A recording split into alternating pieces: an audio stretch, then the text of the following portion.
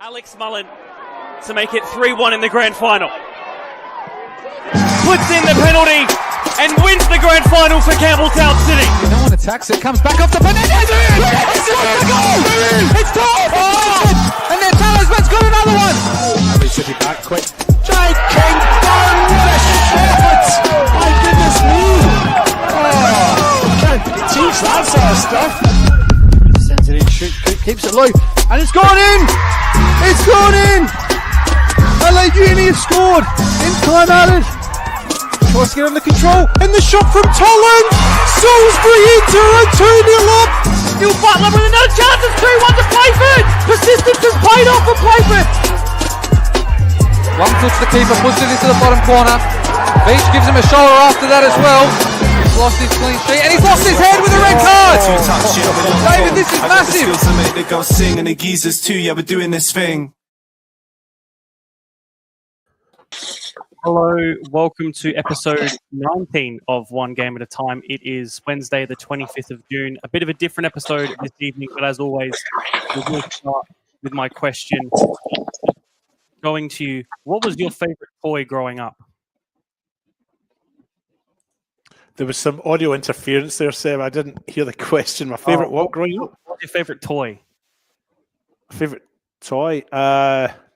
Probably my little soldiers, if I'm honest. And my Action Man. I had one of the Action Man with the grippy hands, and I think it was enhanced because he had a button at the back of his head that moved his eyes left and right.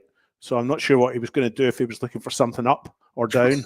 So that was my Action Man and my toy soldiers. And when my mother was clearing out the house, she was moving back to Australia from Scotland. She decided to chuck all that stuff out. So alas, I no longer have them, but I played with them day in and day out. Maybe that's Secret Santa for this Christmas. Mark, we'll go to you. I had two probably, and that was a soccer ball. Always had a soccer ball with me, and every Christmas or birthday, my uncle would buy me a new ball because he knew I'd absolutely trashed the last one from the year before. So that was always one thing, and the other thing was probably the Super Soaker 50, the water pistol or water gun. I had an original Super Soaker 50. It was awesome. That's very, very nice. And finally, Alessio, welcome back to Starters. What is a Super Soaker 50? I don't know what that is. Sorry. It's a water gun. Okay. So as a pump action water gun, you pump the air into it and then it just squirted water. It was brilliant. And it was the first one of its kind. It was brilliant. Mark, to make you feel better, I felt that was pretty self-explanatory, but you know. Yeah. That could be anything. Alessio. That could be a shower head. What about you, Alessio? And welcome back. Good to have you.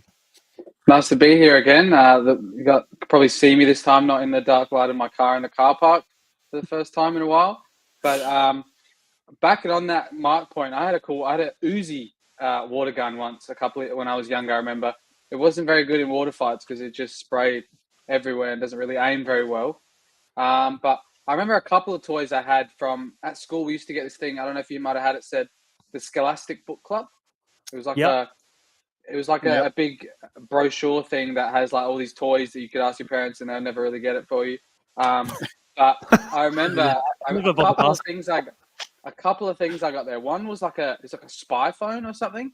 I can't remember what it did, but I remember losing that at school. And the other one was is a thing called a Swan pen cam. So it was like a little pen, and it had like a little camera right underneath the clip, Okay. and you could like take pictures and videos like that, and it turned out to be USB, and it will go straight onto a USB after, and that was really fun because I remember like recording, leaving it in my tray at school and recording like conversations that the teachers were having. I think it was like what do we do? It was like a play, and they were discussing who would get what roles and stuff. So I left my pen in the tray at school so I could listen to the conversation they had and try and listen to it after. But I don't think it ended up having that good of a microphone to listen to anything. But yeah, I remember that was a fun toy that I had.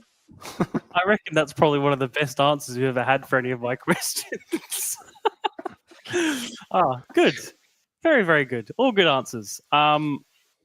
This evening, the show's a little bit different. We won't start with our picks as normal, as the Australia Cup draw is imminent. So we're going to start off with that and then do our show as normal. So what we'll do first is we're still waiting for the cup to go.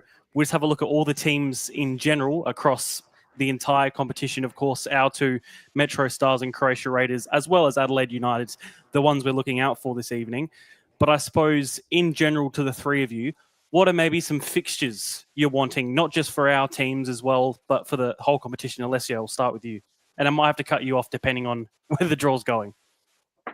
Yeah, well, obviously all the A-League teams, I guess none of us are really looking. I guess we're seeing which one Adelaide get, but all the other ones we're not really bothered with who they get. One of the ones I really want to be interested in is Nunawading City, NPL Victoria 3. And they beat one of the teams that I follow in NPL Victoria, Hume City, who are in the top flight. This is equivalent to a State League 2 team here. They beat a top flight team 4-0 in the semi-final, convincingly. And for the last couple of years, a team from NPL Victoria 3 has actually got quite far in the cup. I think we'll remember Melbourne Serbia, who beat our Melbourne Jets. They were an NPL 3 team, and they've had a couple of others in the past as well. But I think they're an amazing team to look out for. And I listened to their podcast as well, the NPL Victoria, and they seem to be raving about them and the football they play. And of course, as it seems to be in the cup, they get a lot of results. And then on the Saturday, when it comes to their league, they lose 2-1 to a team middling in the table. So they're an interesting one to look out for. Apparently, this Western Bears team is one that a lot of people are looking out for. I've never heard of them before. But Northern New South Wales team. So that'll be an interesting one to look out for. Who else can I see that I would know? The Olympic Kingsway. I remember I think, did Adelaide United play against them, I think? And they have that striker who's the top scorer of the whole Australia Cup since 2014 at least. And I think even Sterling Macedonia, it's another ethnic team that I think would be pretty cool to look out for. And I want to see if they get a home fixture in Perth, because they had some cool stadiums when I went over there. Yeah, absolutely. Mark, to you, what are you looking out for? To be honest, I'm really hoping that all the A-League clubs pull A-League teams and we knock out half of them in one go. I like that. Because then all the other NPL sides have all got a chance to get further. For me, the further they get, the better the cup is. I love a good cup set. So for me, if half of them can knock each other out for the A-League, that'd be fantastic. But just purely for the fun of it, SD Raiders against Croatia Raiders, or Canberra Croatia versus Croatia Raiders, I think that'd be great, because then it'd be Adelaide Croatia versus Canberra Croatia, or SD Raiders versus Adelaide Raiders. Like it'd just be a good play on words. They're probably like I said, that's what I'm kind of hoping for. I like to see the small, when we say smaller clubs, I like them to go further and do well in the cup. I love a good cup set. It's the best part about the round of 32 and moving forward. So for me, the more A-League clubs to play against each other, the better. David, finally to you. That's what I'm hoping for. I lived in South Melbourne in the 90s, worked and lived there. So I used to go along to Bob Jane Stadium, as it was then, Lakeside Stadium, and follow them then. So I've got a real soft spot for South Melbourne. I was an honorary Greek for about 2 seasons there. That was the era of Ange Postecoglou, Warren Spink, Von Coveney, a New Zealand internationalist, Paul Trimboli, and the goalkeeper Petrovic. Can't remember his first name. It'll come to me. Stephen Safides as well. So I'm keenly waiting to see what happens to South Melbourne, because it's still in my blood, that team. And the other thing I'd quite like to see is South Hobart from, way down the bottom where it's freezing Baltic cold right now. I'd like to see them drawn away to Darwin Olympic or vice versa. I think that would be just great to see. Or I'm not sure if there's New Zealand teams. Is it just the A-League teams, or is there Auckland FC in it as well? Aren't they? Yeah, so they're all A-League, aren't they? There's not a New Zealand. No. Yeah, so for me, if South Hobart and Darwin Olympic draw each other and have to play at one of their two grounds, I think that would be quite interesting to watch as well. Absolutely. I was just going to say the New Zealand teams that could be in it, they're currently playing in the Club World Cup. And they drew Boca Juniors this morning. And they drew with Boca Juniors this morning and scored their goal. So I don't think we'll see them. But yeah, that would have been good. But just a quick one. That Petkovic, David, is that the one that's got the brother that's also a goalkeeper? Michael Petkovic. It's just come. It was Michael. Yeah, Michael, and the other, and there was a brother as well who was a goalkeeper. There was. Yeah, I can't remember his name because he played. One of them played at Perth. Yeah, it's gone, and they were great guys back in those days. I don't know what it's like now in South Melbourne, but we used to go into the club rooms after the game, and we would have a little drink with them. I've got photographs. I should scan a few photos and show you them. I've got a great picture of myself, my wife, and Paul Trimboli together, and it was taken, I think, by Ange Postecoglou. It was just that kind of club at the time. It was fantastic. Great memories. Absolutely. Yeah, would have been. They're struggling, I think, at the moment. I think, Alessio, you know a bit more, but they're near the bottom of MPL Victoria table. So it will be interesting to see how they go in the Cup too. Yeah, they've picked up a few interesting results recently. I think the more struggling team there is actually Melbourne Knights in MPL Victoria over there. They beat them in a relegation 6-pointer a couple of weeks ago. Then they lost to Dandenong Thunder recently. And yeah, they're just in between a couple of coaches and players. And we'll talk about who they signed recently. But I think another player that plays there, and I'm not sure if he's actually an Adelaide local, but George Mells, he's playing for them. I'm not sure if he's leaving the club, but he's another one that we know a little bit about. He played for Adelaide United when we won the championship in those years. And yeah, he's a big player in the MPL Victoria space. But yeah, South Melbourne, an interesting one, especially with the amount of people they get to their ground as well. And if they get another big team as well. But on Mark's point there as well, are you sure you want to play two Croatian teams? Isn't that what the Croatian tourney is about, that they do every year? How many times we've got to see them play each other? That's very true. That's very true. But it's a lot more at stake, I think. Did South Melbourne just sign Ren Nagamatsu? Is that correct? Former leading goal scorer here in the MPOSA and former Metro player. Yeah. And it was Jason Petrovic. I just Petkovic. I just looked it up, Mark. He actually played for Adelaide City for 6 years in the 90s as well. Yes, that's right. And then played a lot of his career at Perth. Yeah, where he was from. I think both the brothers were from Perth. But yeah, Michael was the goalkeeper at South Melbourne. We were their top guy at the time. He wouldn't remember me, but I remember him. He left an indelible mark in me. I suppose looking at it for a South Australian perspective, for both Metro and Croatia, what do we think the expectation of either of those sides to be? I guess, Mark, we'll start with you for each of them. Where do you think the goal should be for these two individually? The expectation or hope? Both. Well, the hope is that they both get through the first round. They get a relatively good draw, ideally at home, because then they've got their home crowd support, and we know what Adelaide Croatia's support is like when they're playing well. So if they can get a home tie against a winnable side there, and their crowd is up for it, then I tell you, it won't be a fun place for the away team to come to. So I kind of hope that they get a home draw with a winnable game. Metro, again, you want them to both get winnable games and then meet ideally an A-League club in the next round, in the round of 16, or another favourable draw so that they can get through to the next round after that. So ideally, I'd ideally like to see both teams get MPL sides that they can beat or test themselves, but beat and get through to the next round. That's what I would hope for. And like I said, both of them to be at home. But as a player, mate, the first draw you want is an A-League team, and you know that it's going to be at home. So That's as a player, that's what you want. You want to play against the A-League. So from player point of view, A-League all the way. But from a supporter and someone that loves a local league, I hope they get, I won't say easy draw, but a relatively good draw at home so they can win the first game and get through that round of 16. Absolutely. We'll play a quick video just looking at the history of South Australian Cup, and then I think the draw will be up second. So let's have a look at the South Australian history of our clubs in the FFA Cup / Australia Cup. Take about two with the head. And there it is. We've been waiting for it.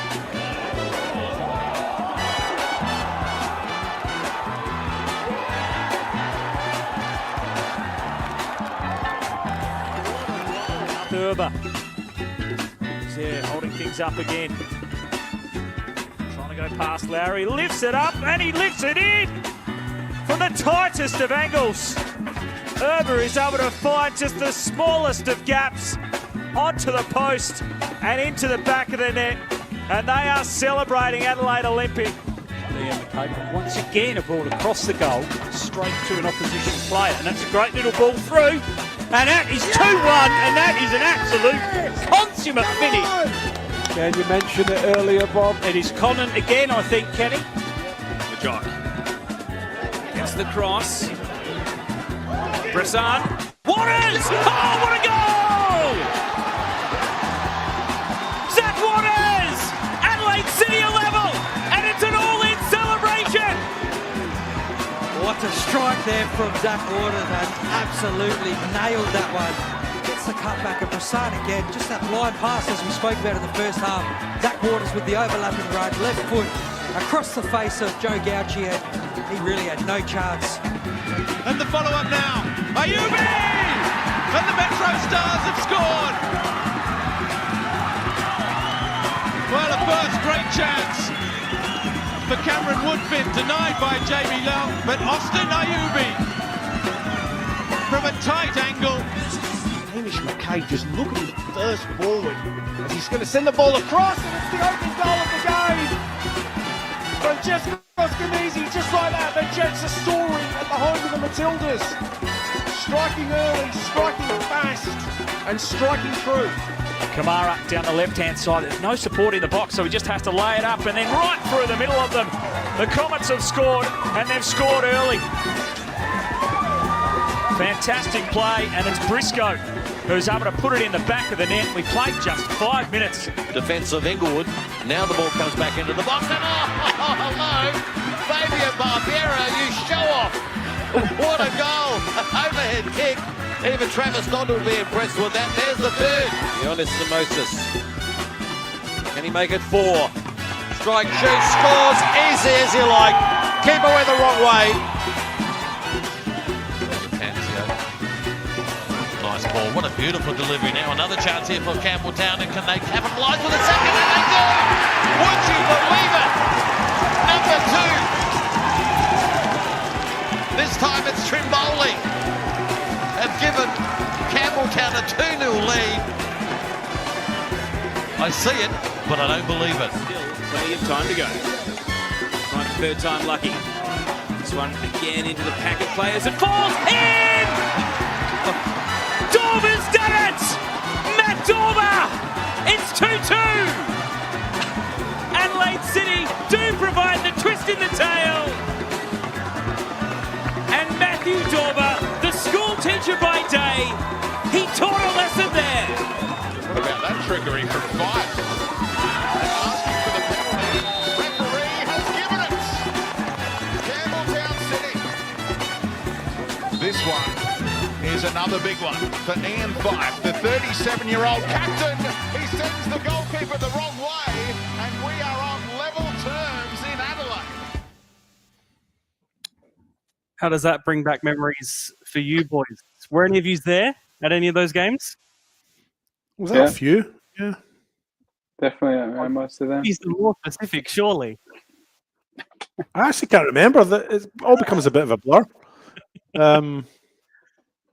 And I guess just to go back to what Mark was saying earlier, I mean, I've kind of hoped for a home games. I think last year we missed out. I think both the local clubs that got through were drawn away and went out in the first round. So from my own selfish perspective, I'm hoping for home games so I can get along and watch some. But it does become a bit of a blur. I just can't remember which ones I was at and which ones I wasn't. Certainly Metro Stars in Melbourne City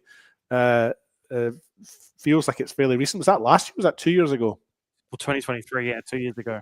2 years ago, yeah. So that was a great night out as well. And the other thing that struck me as well is in Adelaide City's games, of course, they were fantastic as well, weren't they? Matt Dauber, school teacher by day and goal scorer by night. Where did they get these commentators from? They were terrible. But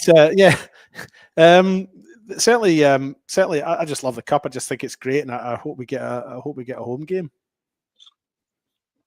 Absolutely, Alessio. Which ones do you remember being at? Yeah, I remember being at both the Campbelltown ones. The one against MacArthur, somehow I ended up on the pitch after in the middle of their song circle at the end. I remember going to the Olympic one. There was also an Olympic one against Adelaide United. I remember going to that. I'm pretty sure I was at the Adelaide City one in 2014. It becomes a blur, though, doesn't it? It becomes a blur, doesn't it? Yeah, especially all these Olympic ones, because they were in there a couple of times. But and I remember going to the parks a few times, and they got a few wins, but it was all in a similar time. And I also get confused with the NPL final series as well, because I know that the couple of our teams were in there as well in the Australia one, NPL Australia final series, and I remember some of those games. But yeah, I was at most of them, and they were great atmospheres, and especially the Campbelltown ones, they got quite a lot of people at them. Mark, quickly, they're about to draw the first ball. None of them. Oh, well, that's good. All right. Well, the draw is now getting underway. And Croatia Raiders are first up. So it's a home game for Alessio's chosen side. First up. And they will be at home against, as Matt McCall opens up the draw, Cooks Hill United. League One team. Or Northern New South Wales, maybe. Yeah. So probably, are we saying winnable for Croatia Raiders, Alessio? So. Yeah, I think that's so. a good Yeah. draw. Next ball, I can't imagine we'd have the same luck with them doing 2 South Australian teams in a row. SD Raiders are different Raiders, not ours. Southern Raiders. That's a home game for them in the Cup. And next up is a MacArthur game for them. So they will be against an A-League men's side. A tough draw for, I think, any of a member federation club, I think.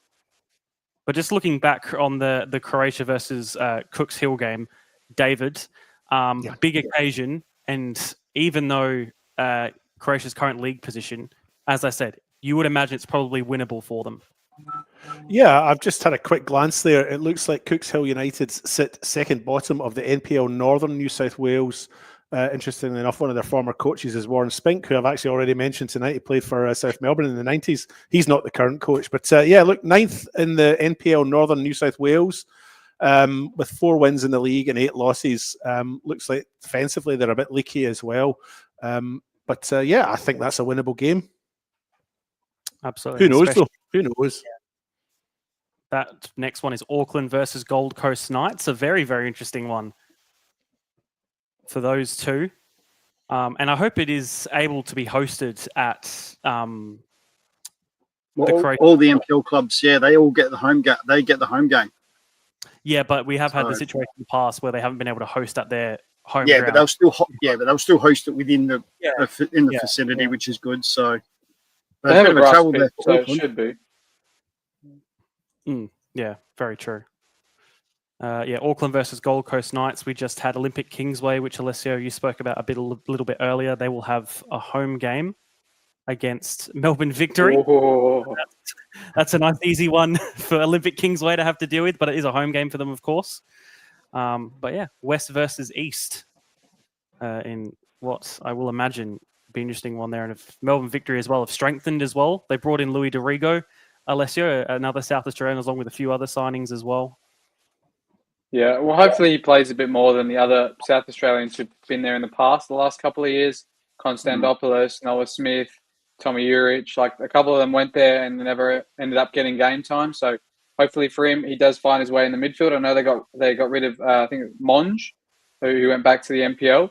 But otherwise, in their midfield, I think they got one of the toughest midfields to break into with Teague, Valadon, Mashash. So I think he'll find it difficult. But if they've signed him, they definitely want to use him. So it'll be interesting to see how he goes. He was at the Berks game on the weekend, actually. Yeah, his brother and his. Yeah, I think just his brother plays there. Yeah. Heidelberg versus Western Bears. Interesting one for both of those. Heidelberg's very strong sides normally over there, and Western Bears an unexpected sort of package for them. Perth Glory, another A-League team, yet to have an all A-League game yet, Mark. This is the one. This is the one. Perth Glory will be at home, unless it's an NPL team, against Wellington Phoenix. I told you it'd be the one. I feel like that's happened quite a few times in the past few years that we've had Wellington versus Perth in the Cup. I could be completely wrong, but it definitely feels like something that's happened before. But I think they played in a cup qualifying game because they both finished quite low. I'm pretty sure. Yeah. Was that not this year? Was it? Was it like another year before? I can't remember who they played this year. No, it couldn't have been. Definitely the furthest derby we've got. Avondale FC of NPL Victoria. They will flying be high. They're a big team in Victoria. Sorry, yeah. They've got Sterling Macedonia. They've got ex-Campbelltown player Blake Carpenter there at Avondale. Just waiting for the next ball to be drawn. Still waiting for both Metro and Adelaide United to both come out. Again, Metro hoping for a favourable draw. Last thing, I think the players would rather have an away day, whereas we all sort of want them to be home so we can go and watch. Melbourne City, possible rematch if Metro is drawn here, was mentioned in our Instagram story as well yesterday. Would be a very spicy one, I think, to go and watch if it is drawn again. TK Shutter that night was very fun to be at and go to, and also Pasta Gate, if I do remember correctly, was that night. Pasta Gate, it was. They are against Apia Leichhardt. Still a big game. Ooh, that's a big game, yeah. And they will obviously host Melbourne City in that one due to being the NPL side. As long as I don't give them pasta, they should be fine. I like our Italian. Yeah, they are. Yeah. Yeah. So they could do. Yeah, they do that or pizza. Yeah, very true.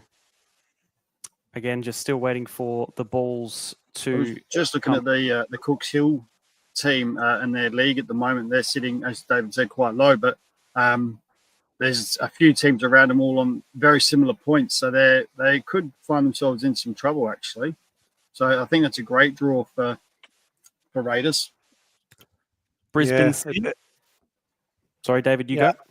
I was just going to say, no, you're right. So they have, as I mentioned before, they've played 12. 1-4, lost 8. But interestingly enough, only scored 15 goals. Second lowest scoring team in that Northern New South Wales NPL, which I think is the second tier over there, isn't it? Or a second tier equivalent. Well, it's actually its own league, Northern New South Wales NPL. It's like a separate one. It's not in the same ladder as normal New South Wales. It's just like a separate comp where it's like if we had NPL North. MPL North, Limestone or whatever. Yeah. So it's actually they are the top flight of that region, but I think most people would probably say that they are probably a second tier or something equivalent for the other New South Wales leagues. But they tend to do it regionalised, based around the Newcastle area by the looks of it. Most of the teams. I think so, yeah. But the suggestion is it's equivalent of NPL to New South Wales. Sorry, Seb, you keep. Oh, it's Darwin Olympic. Come on, it's going to be South. Tell me it's South Hobart. Just before that would be fantastic. Olympic FC and all NPL Queensland affair in that one too.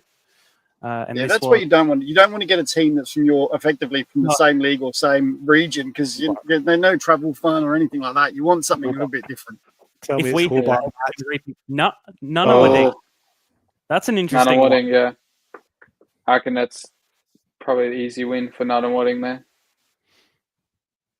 They're quite good. So it's like the COVID years where they could only pick from a certain contingent of clubs to go against. So that's why we ended up with Adelaide Olympic versus Adelaide United. Weren't we I think involved with Adelaide WA? City versus. Yeah. We have WA in that Yeah, must have region been, in yeah. our region as well. I think I they was- did Adelaide and WA. Oh no, I was looking at it today when I was doing some research, and it was actually the two A-League clubs were Adelaide United and Melbourne Victory, and then the rest was South Australia and WA. But then all the other Yep. Victorian teams got to be in like the Eastern Conference or whatever it was. Yeah, because is that the year that it was Olympic versus Adelaide United and Adelaide City versus interrupt you. Over- Canberra, over- Croatia versus Metro Stars. So Metro in have it Canberra? in Canberra. Wow. I wonder what their stadium That's a looks like. winnable game. What makes you think that, Mark? Well, I just think given it's an NPL side, so I think when you're pulling up against, especially with Metro and Rays, you come up against an NPL side. You're going in level pegging. You're not going in as an underdog against an A-League side. So straight away for me, that's a winnable game. They are top of their division. Yeah, but even still, ACT, yeah. but look Metro Stars top of our league, and they're clear by 7-8 points. So you know what I mean. Like I think that's a winnable game. Ooh, the South South Derby. Versus Here we go. Melbourne. Not exactly what you wanted, David. Nah, that's good enough. At least someone's playing in Tasmania. That'd be pretty cool to watch. Yeah, absolutely. So we've had our two MPL teams drawn: Adelaide Croatia Raiders versus Cooks Hill, and Canberra Croatia at home to Metro Stars. Canberra, probably not an easy place to go. It's typically quite cold there. I want to say It is as cold, well, yep. during the months now. I'm not sure when the round of 32 starts, but it will be a cold period nonetheless when they go up to Canberra. So will be different conditions maybe a little bit compared to what they have here, Mark. Yeah, but in saying that, we're sitting at the pretty cold stakes at the moment. I mean, the boys are playing in the middle of the day, and that Metro are playing a lot of their games at night, so they'd be around that 12, 13, 14 degrees anyway. So, like I said, I think for Metro, like I said, any MPL side that they can get in the draw, for me, I look at that and go, that's a winnable game for them. They're in good form. They're top of our league. They've got goal scorers. I think that's actually a fantastic draw for them. I would have loved to have seen it at home, but I still think it's a very winnable game for them. I know, yes, they're sitting top of their league, but very winnable game. There's probably a guy in Canberra on the one game at a time ACT. Canberra version. Yeah, Saying the same thing. Metro Stars at home. That's a very winnable game for us. Yep. We've scored 45 goals in the league, only conceded 8. We sit well clear of our closest rivals at the top of the Australian Capital Territory NPL. That's a very winnable game for us. Here's Adelaide United. Jets versus Adelaide United up in the Hunter. So that's all three South Australian teams drawn. 2 away, 1 at home. Turn it off now, Seb. We'll have a discussion and leave it on in the background. But so now we've had all our 3 teams drawn. Metro versus Canberra, Croatia. Croatia Raiders versus Cooks Hill. And now Newcastle against Adelaide United. Are we thinking 3 from 3, 2 from 3, 1 from 3, or 0 from 3? David, we'll start from you. Oh, yeah, you start with me. Predictions. I don't know anything about the 2 teams that our NPL sides have drawn, so it is very hard to predict that. But I'm going to be optimistic, and I'm going to go for 3 from 3. Mark? No, I'm fine. I'm like to be optimistic as well and go 3 from 3. I think Adelaide United would, even then, I still think they'd have enough in quality and things like that to get over a Newcastle side. But you never know. I think for me, funny enough, that's the only one I'm kind of worried about. Yeah. I agree. You know what I mean? Like I said, I think the other 2, both winnable games for our teams. I think they've both got good draws. Metro, obviously, it's probably the slightly tougher draw in the fact that Canberra are sitting top of the table, but I still think it's winnable. I think Adelaide United is probably the hardest that they've been sort of drawn the short straw out of the 3 teams. Alessio, for you? I think all the teams really have a good chance. I just feel like there's going to be one that might slip up in extra time or something. So I'm going to go 2 from 3. I won't specify which one will slip up, but I reckon just United? one of those games is going to go the wrong way that we expect. Well, I'm pretty sure. I don't have audio. I'm pretty sure that's the draw done. I think a good draw overall. I think so. I'm not even sure, to be honest. But whatever it is, I think it's been a good draw for what it is. Our teams have been pretty favourable, I think, and looking forward to it, especially that home game for Croatia Raiders. There we go. There's the full fixture list. Croatia Raiders versus Cooks Hill, SD Raiders versus MacArthur, Gold Coast versus Auckland, Olympic Kingsway versus Victory, Heidelberg versus Western Bears, Perth versus Wellington, Avondale versus Stirling Macedonia, Apia Lightcoat versus Melbourne City. I'm not sure what the other half was, but was Perth versus Wellington our only all-A-League game from memory? No, Newcastle United. Newcastle United. United. Sorry. And Western United, Sydney FC. Good spot. Yep. Brisbane City versus Olympic FC, Darwin Olympic versus Nunadoing City, Canberra Croatia versus Metro Stars, South Hobart versus South Melbourne, Peninsula Power versus Western Sydney Wanderers, Newcastle Jets, Adelaide United, Western United versus Sydney FC, and Northern Tigers versus Sydney United 58. Final thing, I guess, before we move on, what games are you looking out for the most that aren't necessarily the South Australian ones, maybe? Alessio, we'll start with you. I'm interested to see how Nunawading go. I think also the Avondale game will be interesting to watch. And I just want to see what these places look like, these stadiums that these teams are playing out of. A Northern Tigers hosting a massive team like Sydney United. I want to see what they're like, what these levels are like, and seeing so many of them on free-to-air TV as well, or YouTube, will be great as well. And yeah, hopefully some of those are picked for the free-to-air games. Mark, for you? Actually, very curious to see how South Hobart go. That's the game that interests me. We've actually had a few Tasmanian boys play in our league here in Adelaide in SA, move from Tassie to play here and things like that. So I'm curious to see how they stack up against a South Melbourne side. So for me, that's probably the game I'm looking forward to, apart from our own ones. But I think that one's very interesting for me. And David, for you? Yeah, the one that Mark mentioned there, South Hobart hosting South Melbourne Hellas, or Lakers as they were back in the day. That's one I'm looking forward to seeing as well. I'll be interested to see how Nunawading go up in Darwin. I think Darwin at home, I think that's, look, let's not lie that, let's not pretend that the standard up in the Northern Territory isn't probably on par with the rest of the country, but a home tie for Darwin up there in the heat and the humidity is probably the best they could wish for. And so I'm kind of curious to see how that one pans out as well. Absolutely. Cup draw done. Very, very excited to see. I'm not sure when the dates are, but I assume it is probably within the next 3 weeks is probably those games would be my guess.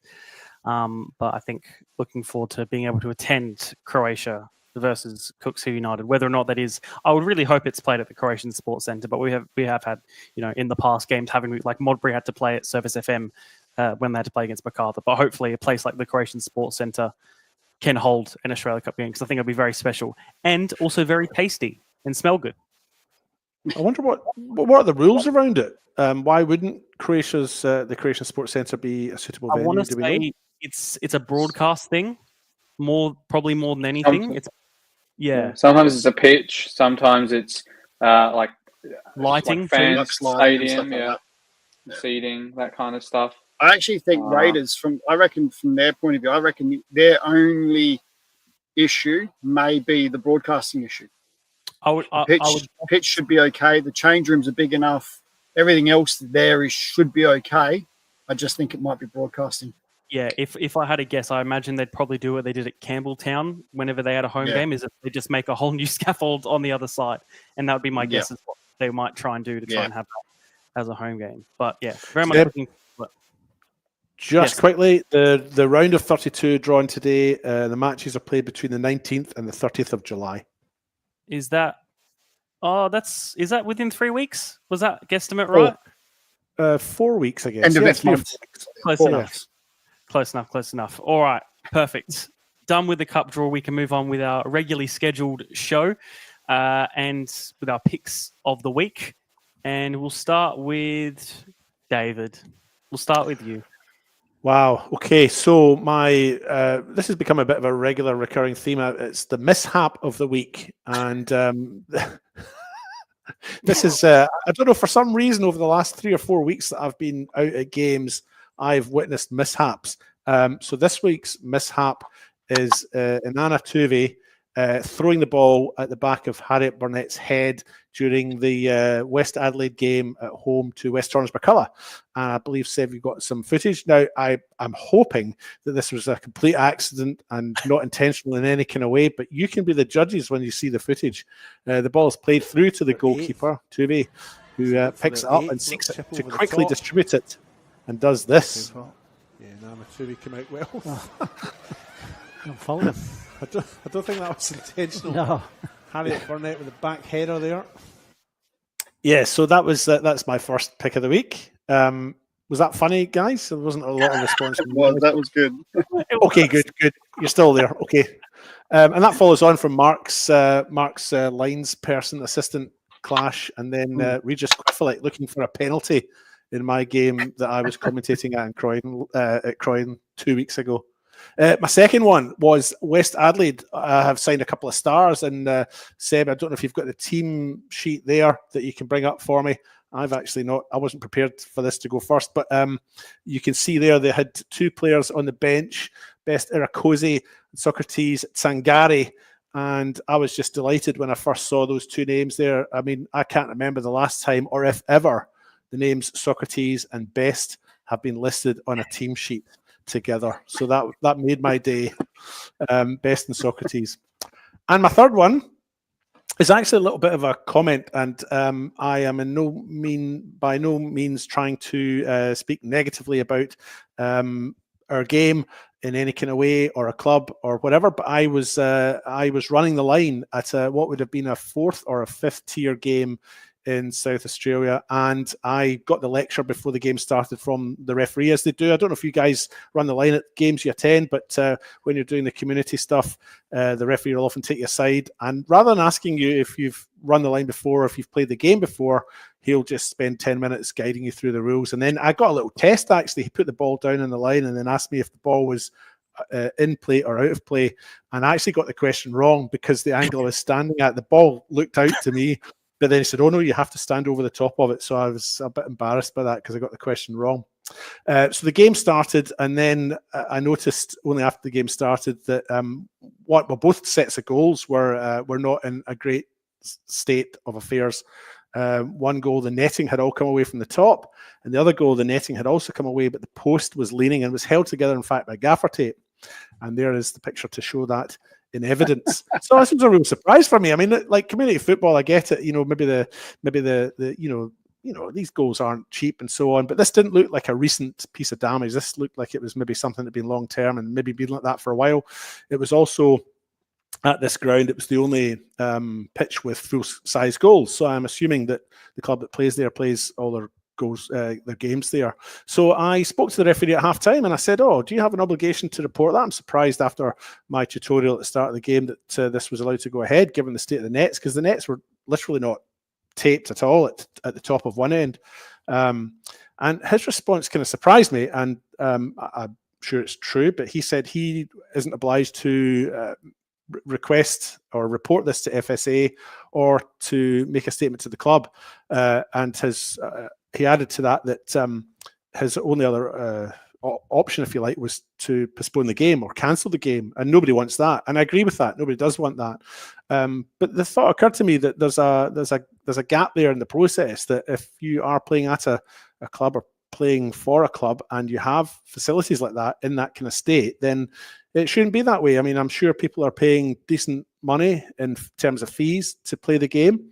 So I just thought it was something I would raise in the forum here, and just say that if you're playing at a club and or you're away at another ground and you see something like that, I think you should raise it. I think you should question your club and ask them why you're playing with equipment in that kind of state, because it didn't seem right to me. And I've been on committees at clubs before, and I get that there are financial constraints and so on, but this didn't look like recent damage.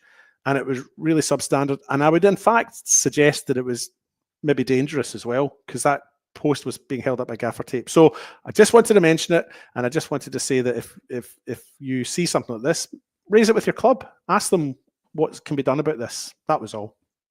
Here endeth the lesson. Perfectly well put, Mark.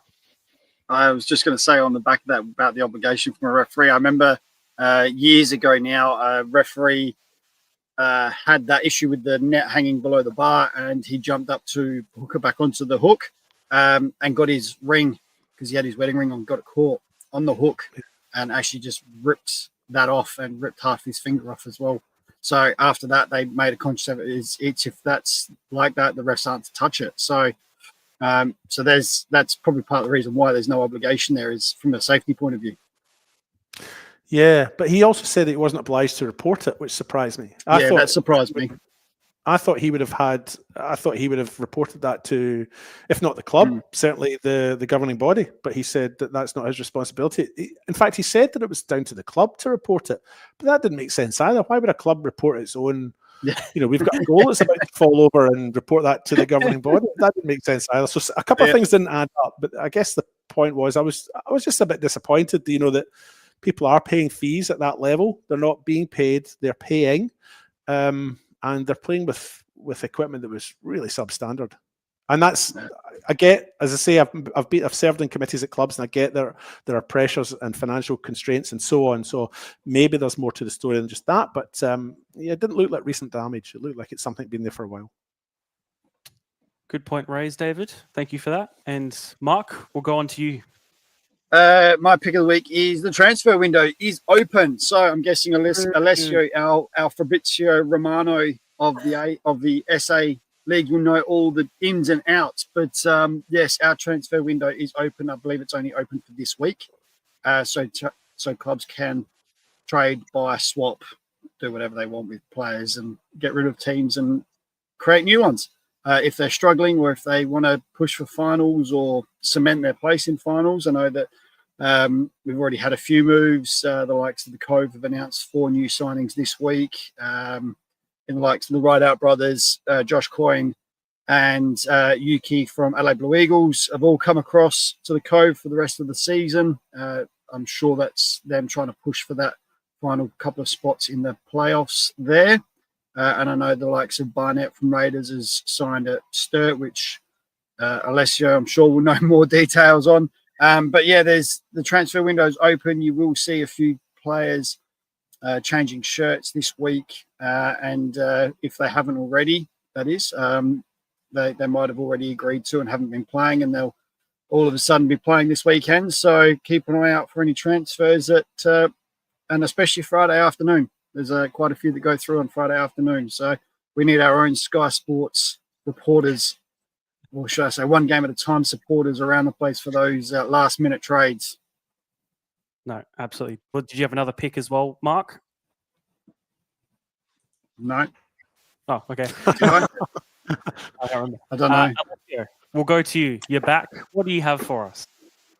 Yeah, well, I've obviously heard a few of them go around. A few of them are just rumours, so I can't say stuff that might not have actually been announced yet, because clubs obviously waiting to do that. Obviously, Sturt Lions, the return of Gonzalo Rodriguez. He was actually back at Sturt to watch their game on the weekend, because I saw he posted that he was there. But he should be back, I'm pretty sure, in the next game, because it's now the window, and he's probably just getting some training under his belt. I think West Adelaide had a couple on the bench that were in that squad as well, and a couple that probably were playing reserves as well. As we did say, that those Cove ones, a couple of them, not the Rideouts, but I think Yuki Nagata was playing in the reserves this week for Cove to get a couple of minutes. Who else do I know? Obviously, we had Para Hills, Lewis Lobo from Comets made the transfer across there. Sturt Lions, Manly Barnett made the transfer across there. Campbelltown, I think there's one coming soon that is an ex-A-League player that waiting for them to announce. Who else can I think of around the leagues? Alessio, is it Alec? Is he Javin Alec? Oh, Javin Alec. Was it Cobras, I think we saw him at in their lineup? I was commentating on that game, actually, I was commentating in the first team game, and he was out there playing for the reserves against West Adelaide, which surprised myself and Antonis. Yeah, I did hear that. I think with this new signing coming in, that maybe they had to shift him as he was a visa player and probably one of the how do you say, like marquee kind of players. So if they bring in another one that's on that same level, maybe they need to shift one. Interesting as well to see what teams can do things in the Australia Cup as well, knowing they can have a short-term contract. Some iconic players come down to play just for one of those games. And I've heard in the past, I think it was, I can't remember, was it Sturt who were almost going to make a cup semi-final or final? And I think they were talking to Archie Thompson to try and see if he could get a guest appearance stint. But yeah, so they're going to be some interesting ones to see in the cup if Croatia Raiders pull the trigger on anybody just for the cup. Elsewhere, Adelaide City, the free agent. Yeah, Adelaide City, I think, are going to strengthen as well. I know they got 2 signings already that they've signed on for a couple of years as well, which is interesting as well. But yeah, around the leagues, there's a lot of transfers going in and out. I think Soy Sakani to Eastern United as well. I know he's made that move. He's still waiting to get cleared from his red card suspension. Who else? I think I'm not sure if it's a new one, but Garn Kilburn, I've seen they've had T-Boy Kamara and Mamadi Kamara, who played for Adelaide Olympic in the last couple of seasons. Both of them have signed for Garn Kilburn. I think that's probably about it. It'll take too long just trying to think of ones now. But that's my pick. And also the other one would be the Adelaide United coaching situation. Obviously, we saw Adrian Stenter move across to the men's as an assistant coach. Javi Lopez taken over with Elvis Markov as the head coach of the youth team, while Ayrton starts his preseason with the A-League team. Michele La Stella will stay in his role after being... I think will he stay in his WMPL role as the NTC coach? Yeah, so he's not going to be an assistant coach in the W League team anymore, and he was offered the senior role, but he's not going to take that either. So he'll stay with the WMPL NTC girls, and yeah, still after a W League coach, Adelaide United Women. So that'll be an interesting one to see who they pick up. Hopefully, it's someone from our local league as well. But yeah, some of the coaching changes and stuff, and positive news around Adelaide United as well in the recent couple of months. Yes, does make for a good change. And yeah, speaking of local, I think there definitely are some options for that head coach role. Maybe even one that's at the top of the WMPL at the moment could be looked at after already previously being involved in the A-League Women's setup as a suggestion. But no, very interesting to see where that goes. But yeah, hopefully it's to someone from South Australia. David, you could be in the running after your coaching experience even. Yeah, well, I guess it's a possibility, isn't it? I mean, I am available. Never know. Don't. Do you know what? In all fairness to myself, I really enjoyed coaching. I actually really enjoyed it. I got a lot out of it, and I do go on a little bit about how bad I was at it, but I probably wasn't that bad. And I really enjoyed it. I thoroughly enjoyed it. That's all that matters. All that matters is that you enjoy it. All right, we'll go through the results of this past weekend, starting in State League 2 North. Gawler Eagles losing 3-2 to Salisbury Inter. Garn United winning 1-0 over Northern Demons. Modbury Vista a 4-3 win over Port Adelaide. And Elizabeth Grove a 4-1 loss against Adelaide Atletico. And then in the South, Adelaide Uni with a 2-1 win over Mount Barker United. Adelaide Titans with a 1-1 draw with the Hills Hawks. And Noarlunga and Seaford playing out a 3-3 draw. Comeback, I'm pretty sure, as well. Alessio, since, again, it's your first week back, we'll let you have the floor. Yeah, I'll go over some of the ones in the South because I guess you guys can probably look at some of the more North ones and how those resulted with a couple of red cards, a couple of comebacks, and some interesting ones as well there. But in the South, obviously, I attended the Adelaide University Mount Barker game on a cold Friday night there in North Adelaide. And the pitch actually wasn't in that bad of a condition. I'm surprised they did move the games on a Saturday. But it was actually a pretty hotly contested game. I will say Mount Barker were holding on for a while. I mean, I think Adelaide Uni hit the crossbar twice, had 2 cleared off the line and about 3 or 4 that just whistled past the back post when they were cut across. And we did stay in the game for quite a long time. And the winner, unfortunately, we don't have the video footage to review. I didn't give it to you enough time. But Sam Bowman, I'm pretty sure he scored a James Rodriguez-esque chest and scissor kick for the winner there, which was, it's wild to see. Elsewhere in the south, Noarlunga and Seaford, the Southern Derby really kicked off there. 3-0 up Seaford were. I think it was maybe 2 at halftime. Not sure if it might have been all 3 at halftime. And it was at Noarlunga, and they really came back into it. Noarlunga, a couple of their subs making a big difference as well. And one of their players I wanted to single out, Jay Gillian. He scored in the reserves as they won for the first time in a long time. They're bottom of the reserves ladder. And then he came on in the first team in the 84th minute or something and scored the equaliser to make it 3-3 to get Noarlunga senior team some points as well. That was a great thing for the South to happen there, and good points there for Noarlunga to pick up. Elsewhere in the South, there was a game postponed, Eastern United and Western Strikers, and I'm fairly sure just the senior team game was because of the passing of Adelaide Eagles player, was it Mara Bakaj or Adrian Bakaj, something like that.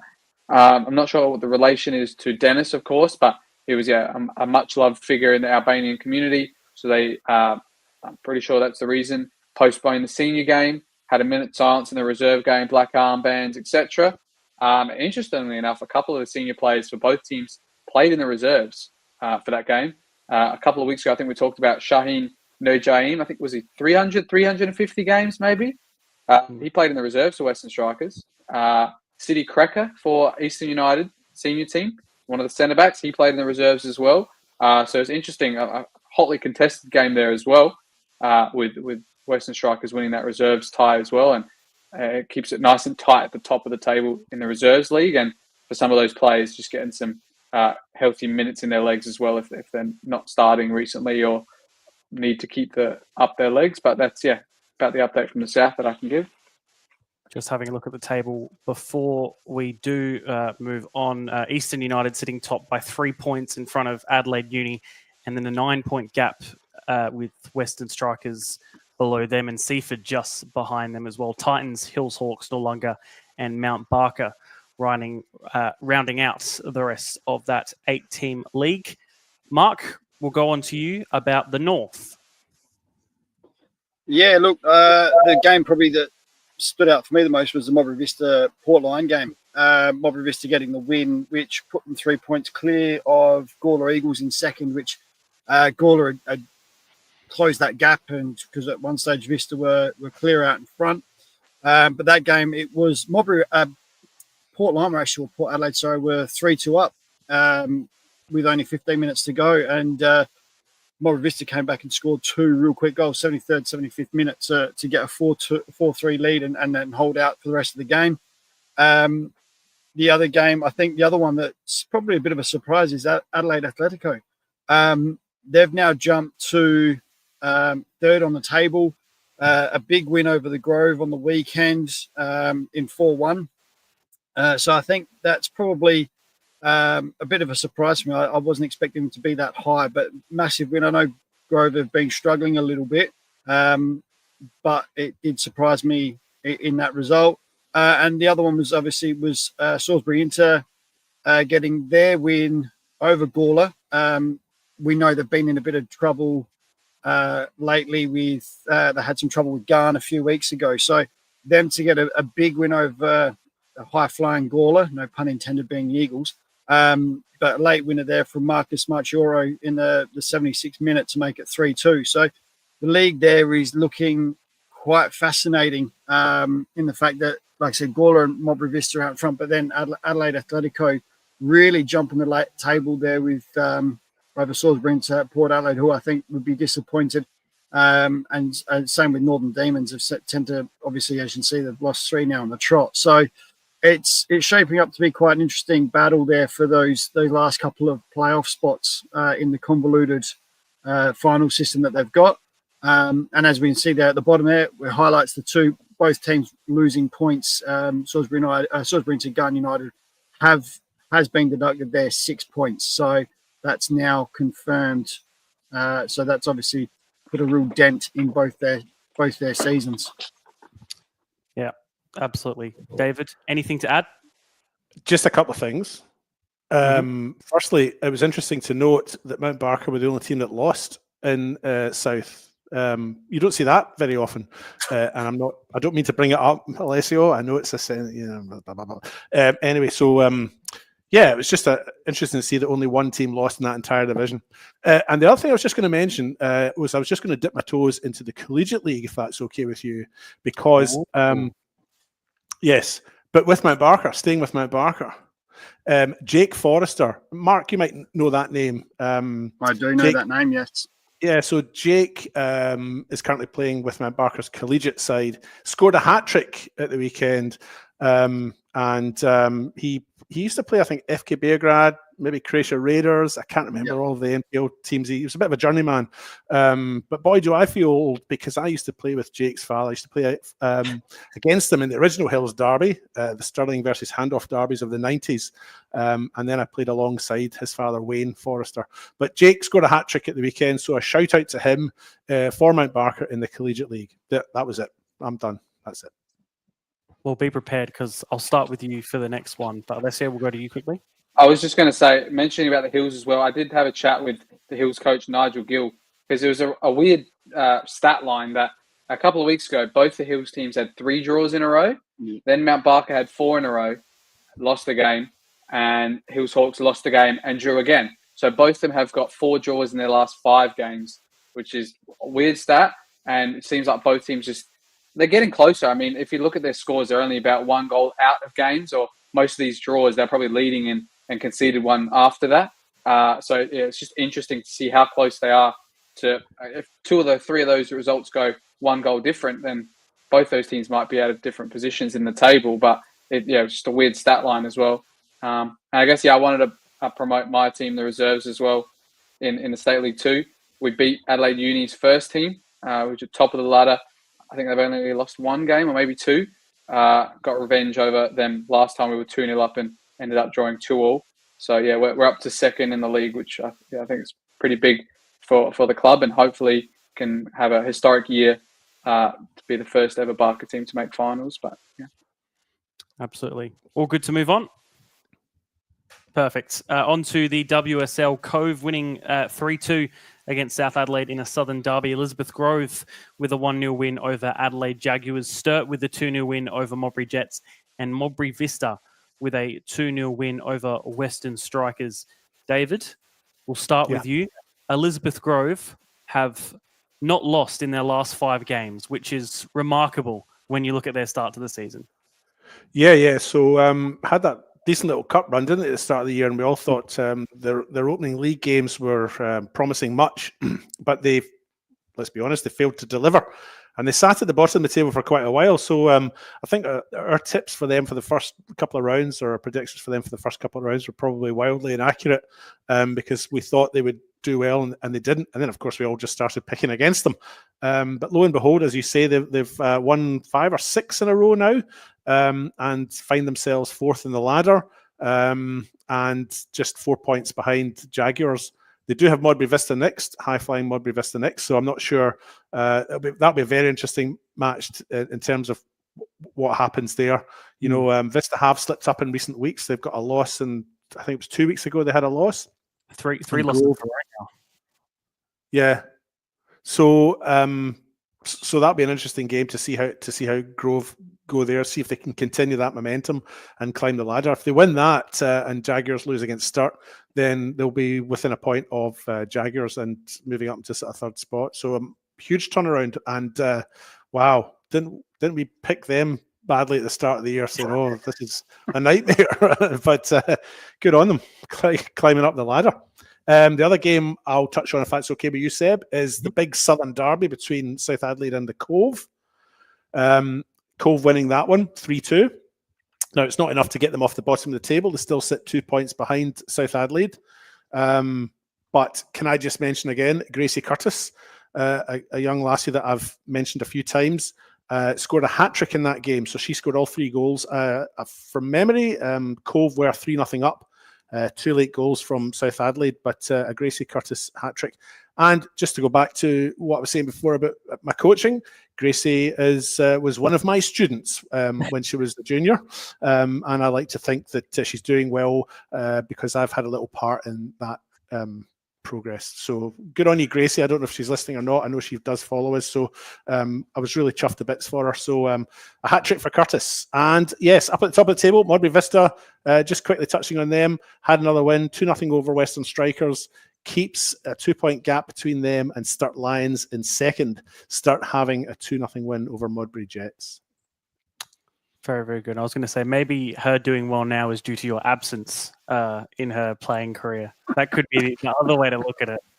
There is that possibility, but she was actually very good when she was little. So I don't know. Maybe that's not right. Maybe it is. Maybe I'm a better coach than I've given myself credit for, and that you give me credit for. We'll have to ask Gracie. She'll tell us. Mark, Alessia, anything to add? Not really. I mean, I was the only one to pick Cove to win that game, actually, in our predictions. But yeah, we'll get back to that when we talk about some of the other leagues. But it was probably not the best week for us in terms of predictions, and yes, and specifically in one league, it was quite bad. But look at it.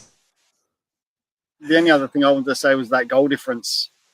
Look at the goal difference for Modbury Vista and then the team next. That's a big goal difference.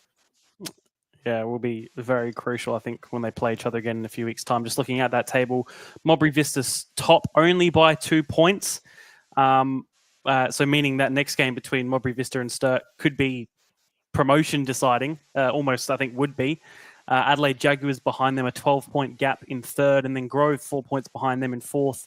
Modbury Jets in fifth, Western Strikers in sixth, South Adelaide and Cove in seventh and eighth to round out the WSL. We'll go on to State League 1. Cumberland having a 3-1 win over Fulham United. Adelaide Blue Eagles with a 0-0 draw against Salisbury United, as is Vipers versus Cove, another 0-0 there. Sturt not wanting to continue the streak of 0-0s, beating Pontian 6-0. Adelaide Olympic 2-1 over South Adelaide, and West Adelaide 4-0 over Adelaide Cobras. David, we'll start with you because you commentated State League 1 this weekend. I did. Actually, I forgot until you mentioned it just there. Yeah, so that came about because I was covering the WNPL on Friday night, and at the end of that, I was there with Antonis and Tom, the camera operator, and Tom said, I'm back on Sunday to do a game here, the men's game, and so Antonis and I thought we would maybe return. And return we did, so got down to West Adelaide. I ran the line at the game that I mentioned earlier on, and then went straight from there to Kilburn Sportsplex for this tie here. Yeah, so my second game there, the West Adelaide opened the scoring early on. They look a good side when they get going. Took them didn't take them long to get going, should I say. Ethan Nassau scoring in the 8th minute. And then within a minute of the start of the second half, Ravo Boyers, Solomon Islander internationalist, as I like to say, he scored from a cutback, as you can see here, took the ball well, struck it home. And then June Otta took us all by surprise in the 73rd minute when he collected the ball just inside his opponent's half and took a few strides forward and then booted it beyond the despairing arms of Nicholas Harpus. Now, Harpus had a good game up until this point, but here's the ball through. There's Otta there, takes the ball right on the halfway line, looks up and hits that. And it took us all by surprise, and it sailed in there into the back of the net. What a goal. Great to see. And it's a bit of a privilege to be there. And then with 3 minutes to go, substitute Amari Felix came on, and he scored in the 87th minute to complete the scoring and make it 4-0. I felt Adelaide Cobras weren't that bad. They weren't, there wasn't that big a gap between the two. Cobras started the night or the afternoon, should I say, in 9th position, so they were a fair way down the ladder. I think they came into this game thinking maybe they would have a wee chance at getting something out of it.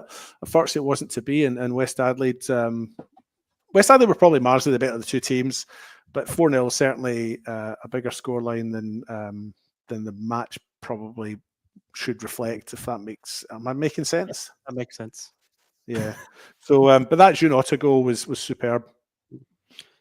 Mark, we'll go to you next, but I just wanted to point out as well with that Cobras loss, something you said in our preseason shows about State League 2. Your big call, your big prediction was that Cobras weren't going to do as well as they normally do. And I think sitting in ninth, I think you're pretty dead on. I guess what led you to that prediction, and why do you think they are where they are right now? Before we talk about the rest. Oh, jeez, mate, I'm going to get hammered for this. Gee whiz. Apologies to anyone listening. No, look, they always promise big, Cobras. They always promise to do well, and then something falls over and it does derail them. I just thought I've seen them before. They've tried to bring in a coach, sort of a modern coach, trying to play a brand new sort of style of football and things like that. They tried it with Ben Dale many years ago. They brought in Prodanovsky this year, and I just thought, I'm not sure if it's the right fit for the club. It turned out they didn't feel that either, and they've since they've parted ways with Prada and gone a different direction. So it's just a feeling I had with the club that I just thought they might not deliver on what I think they promised. They've signed Javan Alec, I believe, now as well. And I look at it and go, I'm not sure how he is now going to fit into the side. They've already got Ashwood and Quiche, who have both got MPO experience. Quiche was at Berks last year as well. Ashwood was at Berks prior to Cobras as well. So I'm a little bit surprised they're bringing in another centre-back. But, I don't know, just the feeling I had that I just thought, I'm not sure if it's going to work. But well, you're right. I've seen it happen. The problem is I've also seen it happen many times for Cobras over the years. I mean, like I said, I've been involved with the football since 2000. So it's been 25 years. So I've seen them go up and down. I've seen them promise and struggle to deliver sometimes. So I just my outlook. Well, at least you can be happy because you got a prediction right. Anything else you wanted to touch on about State League 1? I was just going to say the Souths have obviously, now that they've released a couple of players, it'll be interesting to see how they bounce back now. They're 6 points behind Vipers, another loss on the weekend. They got off to a good start, scored very early, as you can see there, 3.5 minutes in. Scored early, but Olympic had enough to come back. As you can see, they scored their goal quite early as well, 11th minute. So they've really got to find now something to help them get out of, like I said, it's currently 6 points. They've got to find something. They've lost their leading goal scorer in JJ, I think, had eight goals. So they're going to have to find something now. They're going to have to rely on the kids to try and pull them through and at least try and catch Vipers. I know Vipers will look to strengthen in this off-season or in this transfer window to push themselves a bit further away from those bottom two sides. I think Pontians are done and dusted, to be honest. I don't see them coming back. They've got a lot of work. They've had a change of manager as well. So that'll be interesting. And the only other thing that I found surprising, and Alessio will laugh at this, is Blue Eagles, since they beat Sturt, they haven't won a game since. They've drawn every game, I think it is. Haven't been able to capitalise on any of the, when I say mishaps from Sturt, that they did drop a couple of games. Blue Eagles weren't able to make close that gap, and now Sturt are 9 points clear of West Adelaide, who have now jumped Adelaide Blue Eagles because they've sort of faltered a little bit in the last few weeks. And Salisbury again just continuing on their merry way, really. Well, Alessio, we'll continue on and finish off with you. Yeah, I mean, the draws, I think I must have said it in our group chat maybe on the weekend, but yeah, I think they've probably got 3 or 4 draws in the last 5 games now, when they've had broken open that gap after beating Sturt convincingly as well, and they just haven't seemed to capitalise. And they just, every time they're struggling for a result, they seem to get people red carded as well. I remember last year a couple of times as well, drawing against teams, getting star people sent off, and they have had that in the last couple of weeks. I'm interested to see for South, though, if they sign anybody. I mean, a lot of Southern teams at the moment are not doing as well as probably they'd hope. I mean, Cove, I guess, are the exception. They're still in the race for finals.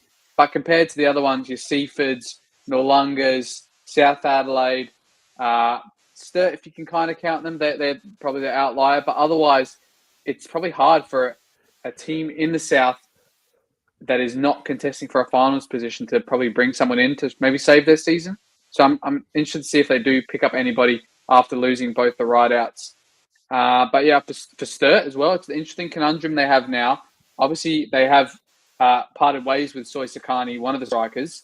Unfortunately, they do play a two-striker formation, but to see Rodriguez come in next to maybe Munro, who scored a hat-trick in this game in the first half, and he was probably in the early part of the season, got a couple of goals off the bench, probably the second string striker with Altundag up there, Sakani up there, Sortini in the 10, who's missed a few weeks with injury.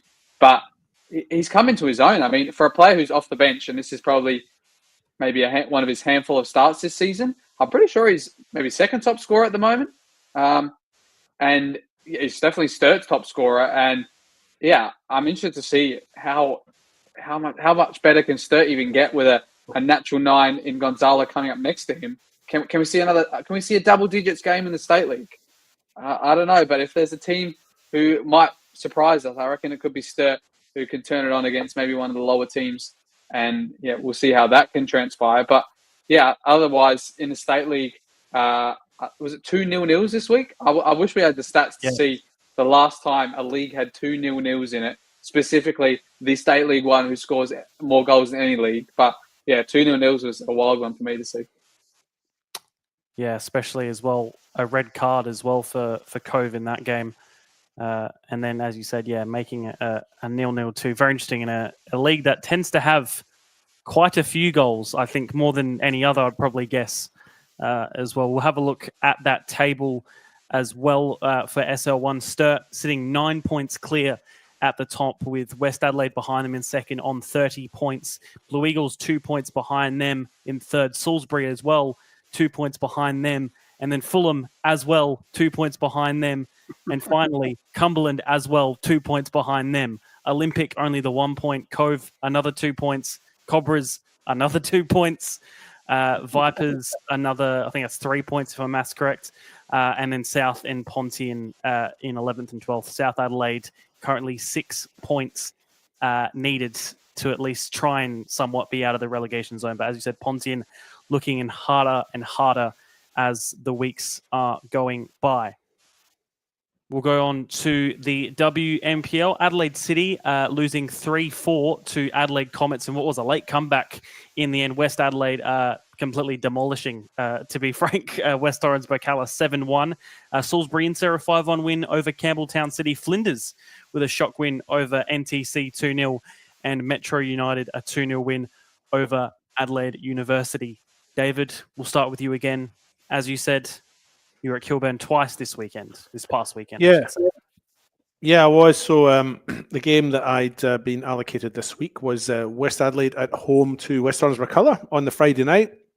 And I was quite excited about it. I think going into that game, I thought there was a lot to be optimistic about for West Orange McCullough. I mean, look, West Adelaide are head and shoulders above most of the competition at this point in time. But, they have slipped up on the odd occasion. They have drawn a game against Metro United a few weeks ago. And I thought West Orange McCullough coming into this with maybe a little bit of form, I thought maybe we'll see a wee upset. But West Adelaide were 3-0 up by half-time. This is Lily DeCola's chip over the top of Inatui. A glorious through ball by Nicole Blackett. Let's be fair. Give her due where it is due, if that makes sense. And by half-time, West Adelaide were 3-0 up and really coasting. This is a Nina Yamada glancing header. That was one of the better goals of the night. That was her first goal of the night. She scored 2. That was the 29th minute. She popped up in the 63rd minute to score. I think this is it, actually. Turn and shot. And then there's 2 goals at the end from Pritchard and McFarlane.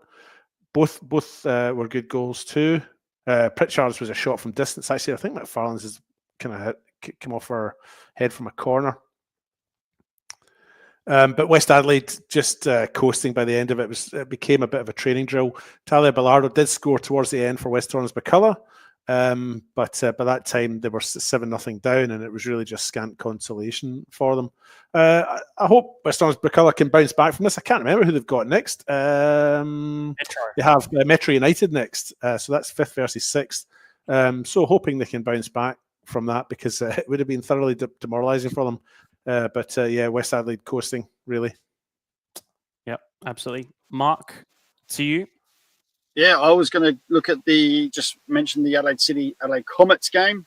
Adelaide City sitting bottom of the table, really needing some results. They come up against the Comets side, who were doing very well this year, and they went down 1-0 just before half time, as you can see there. Then they got to 3-0 in the second half. Then it went to 4-0, and then Adelaide City decided they were going to score some goals and start playing, and they actually scored 3 goals in the last 10 minutes. And I bet you Comets were starting to panic, that's for sure, because, like I said, the last goal went in at 90+1. So it seemed to be the Vicky Juma substitution. She came on and really sort of turned the game for Adelaide City. I'm not sure if I think I've seen her before, but I'm not sure as to why she might not have been starting. But her introduction seemed to turn Adelaide City's fortunes a little bit. So I'm just wondering if they can get her on the park a little bit more, maybe. I don't know if she's just come back from injury, but she was a real bright spark for them. And like I said, Comets certainly would have been panicking at the end of the game when it was hit 4-3 at the 90+1, and just hoping for that referee to blow the whistle. But it's just LA City. I think they're just in some strife now. They're sitting bottom, and you've got to worry that they're going to get relegated. I couldn't tell you the last time I'd see an Adelaide City women's side playing in the second tier. That's for sure. Just on that, Mark, I've seen City play a few times this year, and Vicky Juma just seems to be a player that they don't. She plays off the bench a lot, and when I've seen her, you're right, she's come on and just been a real bright spark when she's come off the bench, and I'm not sure why they don't play her more often or start her more often. But good pick by you, because she really is a good player, a good player to watch. And just seems to change things when she comes on. Seb, I was just going to talk about Flinders as well. Is that okay? Absolutely. I was just going to say Vicky Juma is also their top goal scorer this season as well. Yeah, I don't get it. Unless there is some kind of underlying issue that, maybe there is an injury, or maybe there's something, like a niggle that she's not quite got over, so they use her sparingly. I'm not sure, but I've been really impressed with her when I've seen Adelaide City playing. I've covered them a couple of times this year, and I'm not really sure why she's not playing more often. But yes, you can talk about.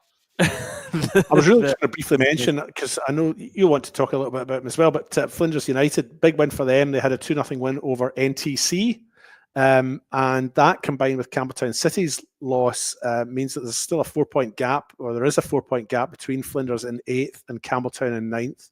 But that's a big result for Flinders, really, to go into that NTC game and come away with a 2-0 win. Rojas and Hewitt, 2 goal scorers for Flinders, both goals coming in the second half.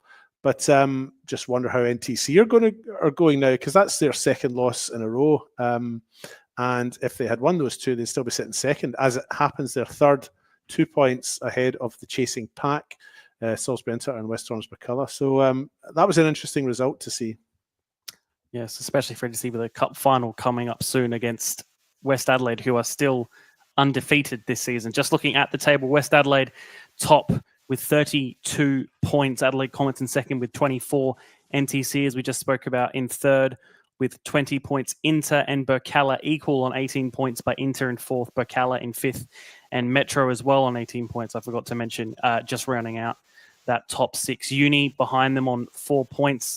They managed to open up that gap a bit more after their win on the weekend. Flinders just behind Uni, and then Campbelltown in that relegation playoff spot, with Adelaide City only behind them by 2 points. So that next game between those two in the league, again, could be relegation or automatic relegation deciding, I should say. But yeah, very much shaping up to be an interesting end to the season. All done there. Happy to move on. Please. Perfect. Onto the NPL, which might have been that league we were talking about, which we don't have a clue about how to predict. Adelaide City with a 2-0 win over Playford. Croydon 4-1 over Adelaide United. West Torrens Bacala also losing 4-1 to Adelaide Croatia Raiders. Para Hills Knights with a 3-2 loss late on against Adelaide Comets. Campbelltown and Modbury, again, another late one playing out a 2-2 draw. And Metro Stars, I think, pretty easily beating FK Grad in the end 4-1. Alessio, we'll start with you to have your thoughts on the round as a whole. And if you want to, you can probably talk about our amazing predictions. Yeah, well, it all started off with all of us predicting FK Beograd to win their cup game, which they did not win. And then the rounder up the rest of the league. As you know, if you're fans of the show, you get 1 point if you get the correct winner, 3 points if you get the perfect score. Well, this week, we got nothing. Nobody got anything. Not even a correct winner, not even a correct result, not even a correct scoreline, not even a correct progression of the cup. Nothing at all from anybody. We did get some abuse though, didn't we? At least we got that. Oh yes, we were. Owen Windsor called us out in his player of the match speech. But luckily for you guys, I was the only one there to represent us. And happily, Antonis and Danny Greystone were happy to point to me as the culprit for them predicting to lose. So that was a really good feeling moment for me after that in the club room. But no, yes, not a great week, but I think we say every week how unpredictable I think this league is, and I think this is the perfect and best example of that. Alessio, to talk about the games or any games more generally. I tuned into a few of them. I mean, I tuned into your game, Seb, the Beograd Metro game, and quite a lot of great goals in that game as well. And a man who, we don't have player of the month here, but Anthony Trimboli, the season he's having, I don't think he's gone more than 1 or 2 games without a goal or assist the whole season. And he obviously got nominated for Goal of the Week as well from this effort that he scored in this game. But obviously it was overshadowed by a hat-trick in the first half, first 30 minutes from Owen Windsor, who extends his lead at the top of the goal-scoring charts in the NPL.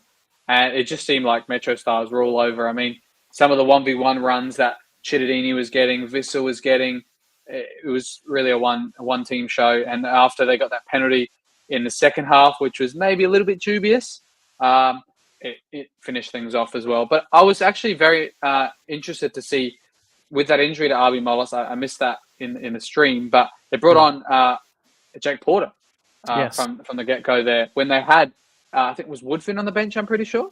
Yes, but they had a few players out with illness that week too. So I think Cameron Woodfin was one of the more affected players.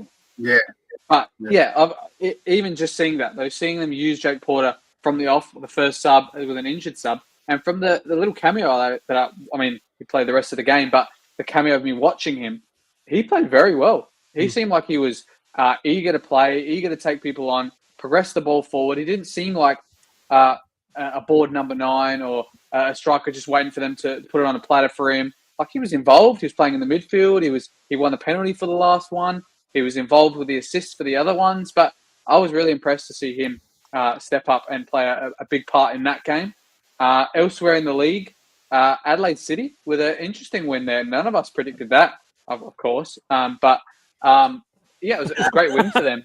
That against Playford, where they hadn't had results in the past, but we know they got players up front who can really make the difference. And it was, Catano and Laurie Latanzio, who seem to be those two players for Adelaide City at the moment. They're changing some of the positions where their players are playing. I'm sure they're going to get some players back from holidays or injuries in the next couple of weeks. And then some of the signings they're bringing in. So this could be the start of a second half of the season resurgence from them. I thought that was a great win for them to get in amongst a tough month for them results-wise. David, we'll go to you. Alessia's kind of stolen my thunder because the Adelaide City Playford game is the one I covered. So what do I do now? I panic. No, I don't. I come in cool, calm, and collected, and I reset. And I say that just following on from what Alessio said there, I just felt Playford just didn't quite get going. Very closely matched sides, and this game was about swapping fifth and sixth. They came into the game in those two tables, and they've simply swapped around. But coming into the game, very evenly matched sides, and I felt a wee bit for Playford. They just didn't get going that day. And wow, what do I do now? Talk about Adelaide Croatia Raiders? Is that what game's Mark going to talk about? Because I don't want to steal his thunder. Is that not your game? I was going to say that was the only game I was able to be on. Well, why doesn't Mark talk about that and then come back to me and I'll talk about what's left? Perfect. Mark. Okay. Actually, I just wanted to quickly mention on the Adelaide. Apologies for the dog barking. That's my dog this time. Is Adelaide's the Adelaide City result was a bit of a surprise in the fact that Buko's still not back, and I've noticed that they've really struggled without him in that holding role. So it's good that they've finally able to break that sort of hoodoo of him not in there in that holding role and get a result. So I just thought I've noticed that they've struggled in that area of late. I was on the Raiders Burkalla game, or should I say Burkalla Raiders game. Covered that game, and what a massive win for Raiders. They did not look like the same side I saw earlier in the season, going through the real rough patch. They were full of confidence. They were playing some good football at times, and Toriani, he was like he was in the cup game, an absolute wall in the first half. He was unbeatable. They just couldn't get past him. Neon Kuru, he was awesome. He provided such a good outlet for Raiders. Every time Raiders needed an outlet, like if they might have been a bit under pressure from Burks, they found him and he was able to do something and work some magic. Burkalla got it back to 2-1, but then Raiders decided to step on it again and away they went. But what was funny was Reece Thompson scored the opening goal from a header. Free header, but yeah, he's one of the shorter players on the park. And no one picked him up. When you look at Burks, they've got your Jevic, Welsh, Blackwood, Lacornu, who are all good in the air, all got height, and yet he come out of nowhere and was able to win a header. And I was just like, that's crazy. Zaganic here, great turn and finish. Woolley had no chance saving that. And then Trimboli back from injury, scored late on again. So I think now that Raiders have got a couple of players back from injury, like Trimboli's back from injury, he's able to now play alongside Costa again, or just give Costa that breather that he might need. It just gives them another outlet. And young, like I said, that Neon Kuru, excellent. And Zaganic come off the bench and added a bit of a spark up top as well. So Raiders really played with the confidence I haven't seen them playing with for some time. And obviously that comes down a lot to the result midweek against FKB Grade in the Cup. So I think if they can continue that, what they did on Saturday, taking that into the rest of this league, I wouldn't mind betting they get up and stay out of trouble and actually stay up. And I'd be watching out if I'm a team lower in that league now. I'd start to be looking over my shoulder if they can play like that every week. There you go, Raiders. Mark, who got all of his predictions wrong last week, is tipping you guys to win this week. I just wanted to. I don't know who they're playing this week, but if they can take that form, then they'll whoever they've got this weekend, they'll give them a good run. They've got Playford. In that last goal, were they celebrating with Vlado on the sidelines there? He was there, so they tracksuit. It might have been. He was in the Raiders tracksuit, so they might have been because he was there. It looks like him on the far left. Yeah. Yeah, that's Vlado there. Yep. So I was there. I did get a chance to say hello to him.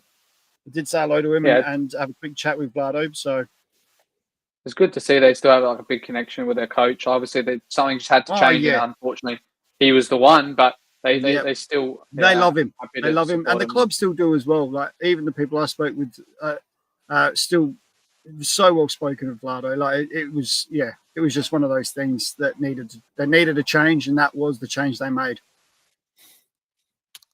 David, are you ready? I was just going to briefly touch on the Modbury Jets game versus Campbelltown. They scored 2 very late goals to salvage a point at the end of that. And of course, with the Croatia Raiders winning their game, pressure's maybe now on Modbury Jets because Raiders have closed the gap just to 1 point. Game was played at Steve Woodcock Sports Centre there. Alexander Mullen scoring 2 goals that 27th minute and 65th minute before Francesca scored in the 70th, and then Shamitzi with 3 minutes left to rescue a point. So a vital draw for Modbury Jets as they seek to try and salvage their season. It's not over yet for them, but with Raiders hitting a little bit of form, it must be a bit of a worry for them. They've got Adelaide City next, so no easy games in this league. So just wanted to touch on Jets' draw. Absolutely. Very, very interesting. Looking at the table, Metro 9 points clear at the top with Croydon and Beergrad in second and third, both on 27 points, but Croydon with that better goal difference. Adelaide United in fourth with 24 points. And again, that few areas there only packed within about 4 points of each other. Adelaide City fifth, Playford sixth, Campbelltown seventh, Comets in eighth with 19 points, Berks and Para Hills both with 16 points apiece, but Bocala higher in the table.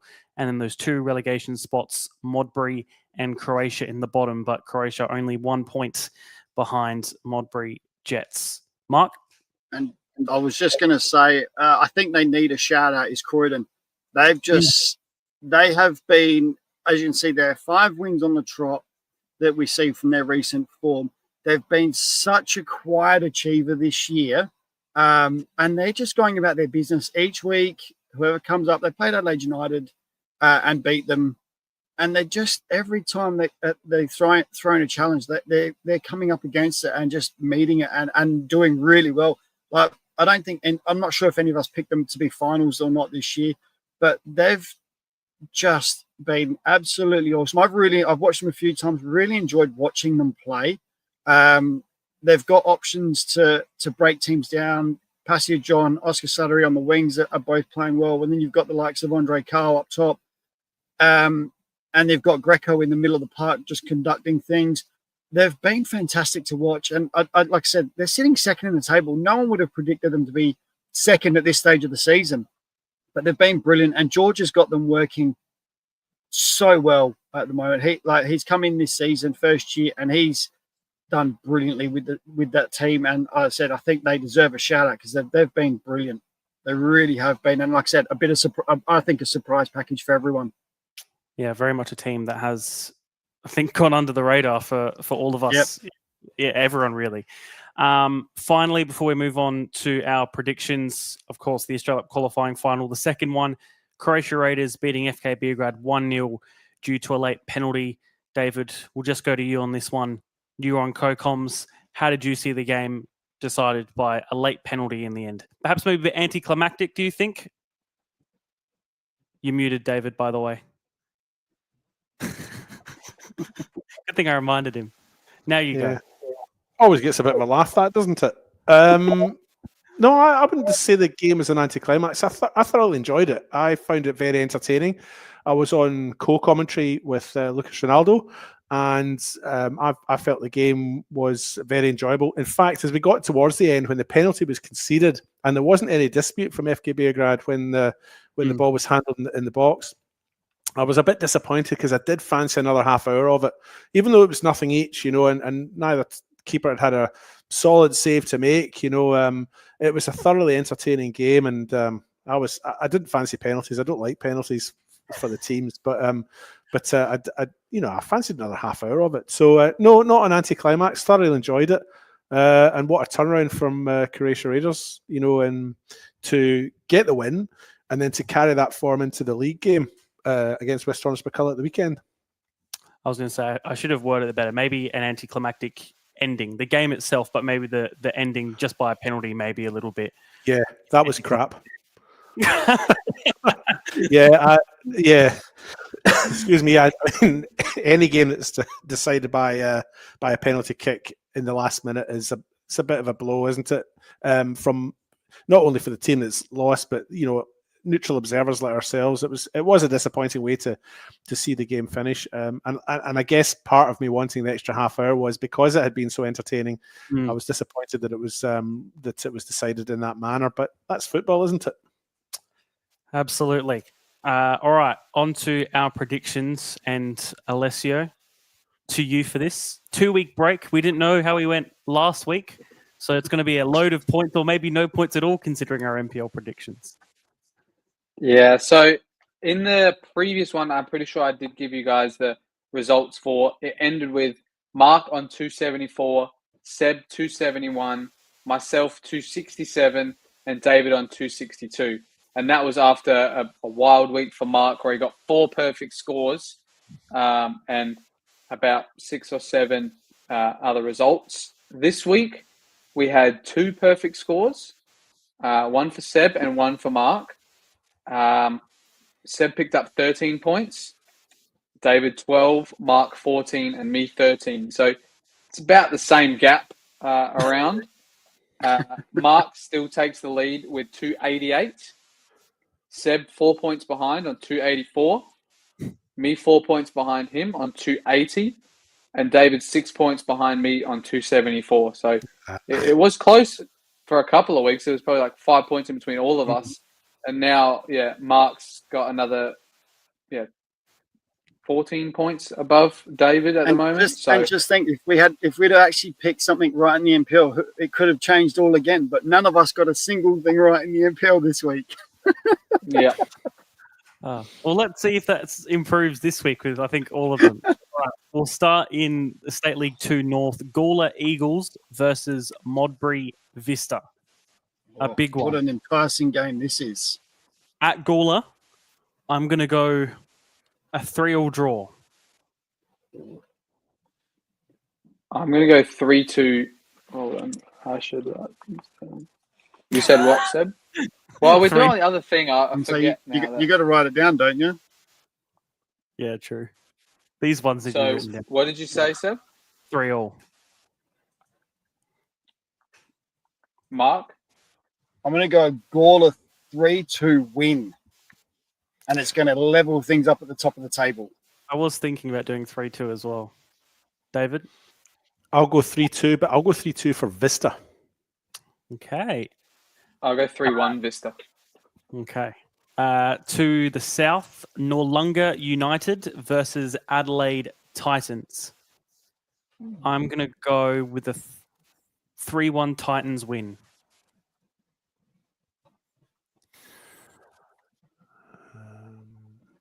I'm going to go for Titans win as well. I'll go 2-0.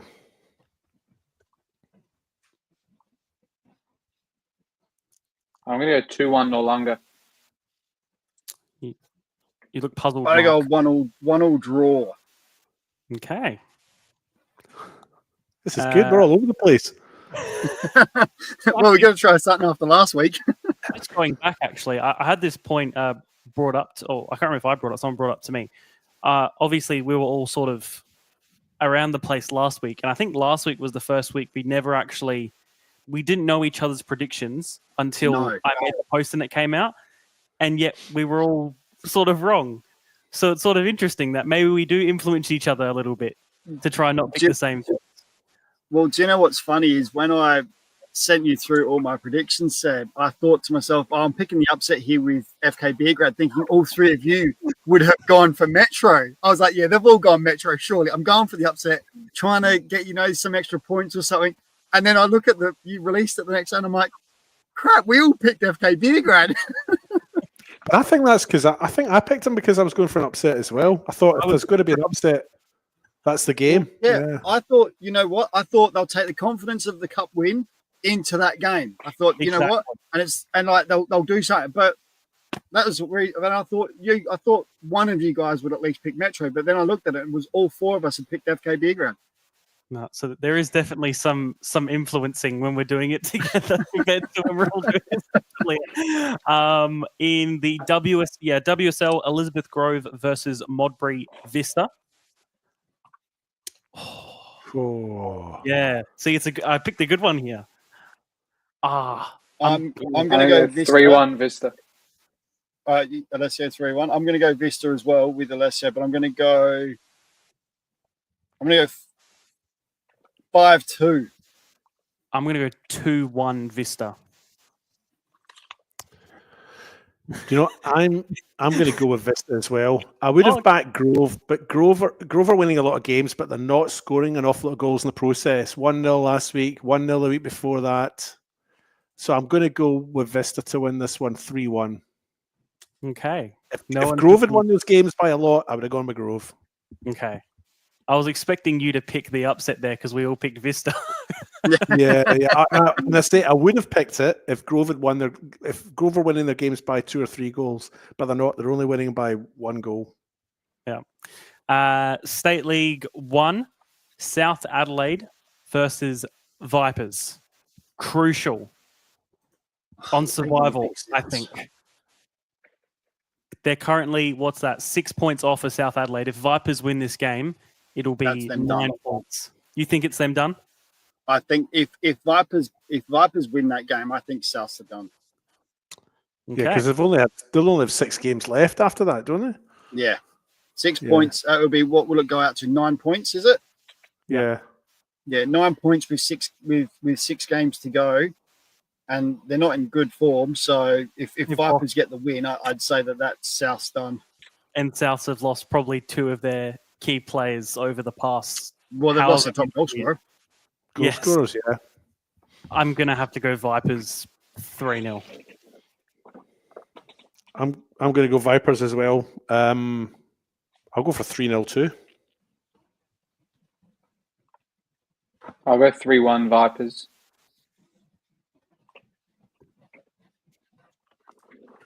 Still thinking, Mark. Yeah, because the problem is I've got to go to the South. I've got to go to South on Friday night. We're picking for the win, mate. And next Tuesday and next Friday. Yeah, well, you've already said that if they lose, they're done. So you might as well, just. Yeah, I know. Look, I know. I think, like I said, I think if they lose, they're down. And you know what? I'm going to go. Because of that, I'm going to go Souths 1-0 and Parker to score. Okay. He's their second top goal scorer with 3. Yeah. So I'm going to go with Souths 1-0 because I don't think I want to face the club when I tell them you're going to get relegated. So. Yeah, I think that's fair enough. WMPL West Torrens Bocala versus Metro United. 2 teams both on what a good game. 5th and 6th. Inter, the team on equal points with them, but they play against Flinders. But we're not predicting that one. Bocala versus Metro. Is that Jack Smith? Yes. Yeah. Oh. I'm going to 2-2 draw. I was thinking that. Burks are actually still yet to draw a game this season. No, this will be their first one. I'm going to go Metro to win 2-0. I've gone the same 2-0 Metro. I'll go Metro 3-1. Okay. And finally, in the men's MPL, Adelaide Comets versus Campbelltown City. Another one where the teams are right above one another. Campbelltown City on 20 points, Adelaide Comets on 19. So if they win, they will jump them, and they won't jump Playford, so they'll move up to 7th if Comets win. I'm not sure. I'm going Campbelltown 2-1.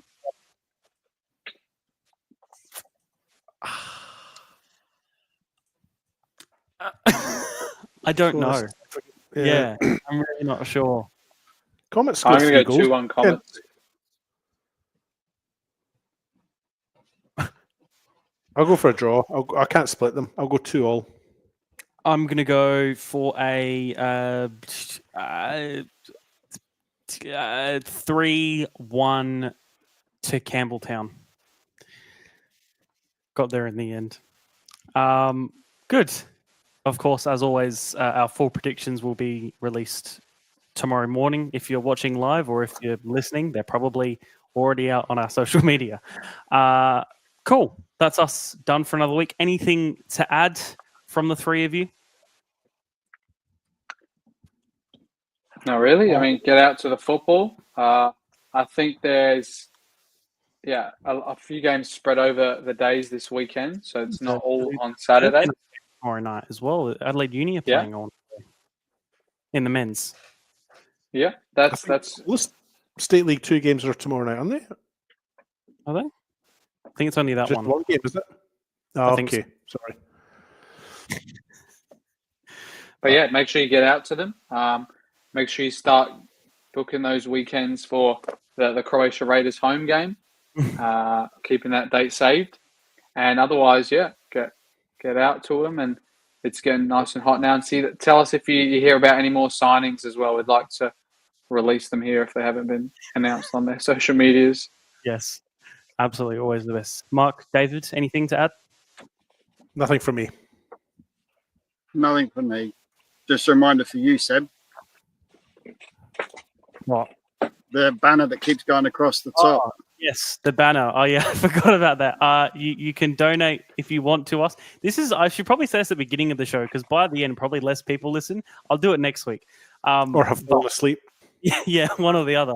But yeah, if you want to and want to help us out doing some more cool stuff, feel free to donate. The link is in our Instagram. You'll be able to find it in our bio. Link's also in the comments, I think, here of this live stream. Will be greatly appreciated. Any follows or any subscribes and shares are also great. Anyway, anything really. Check out the bit of the write up on the show on our social, so you can understand what we're doing, where we've come from, and what we're trying to achieve. And hopefully you can help out. Yeah, absolutely. There's the link down there for those if you are interested in contributing. And there are some cool perks as well. I'm trying to add to entice more people if they want to contribute more regularly. David, anything from you? One last thing. My single of the week. Oh yes, absolutely. We should always. My single of the week this week is Paul Hardcastle's 1984 classic 19. But you won't believe it. I've got the German version. Oh. Yeah, I was going to say you've got the German version.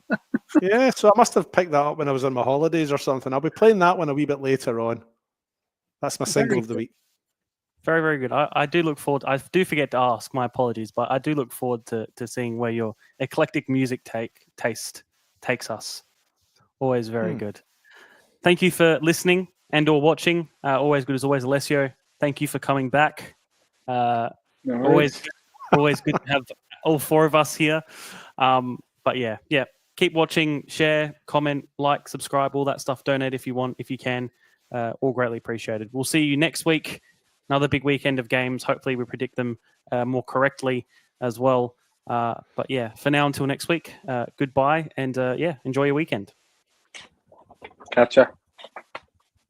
Alex Mullen to make it 3-1 in the grand final. Puts in the penalty and wins the grand final for Campbelltown City. No one attacks it, comes back off the Fernandez. It's the goal! It's top! Oh! And then Talisman's got another one. Harry City back quick. Jake King, what a shot! My goodness me! Can't teach that sort of stuff. Sends it in, keeps it low, and it's gone in! It's gone in! LA Uni have scored in time added. Tries to get under control, and the shot from Tolland! Salisbury into a 2-0 up! Still Butler with another chance, it's 2-1 to Playford! Persistence has paid off for Playford! One touch the keeper, puts it into the bottom corner. Beach gives him a shoulder after that as well. He's lost his clean sheet, and he's lost his head with a red card! David, this is massive! The girls sing and the geezers too, yeah, we're doing this thing.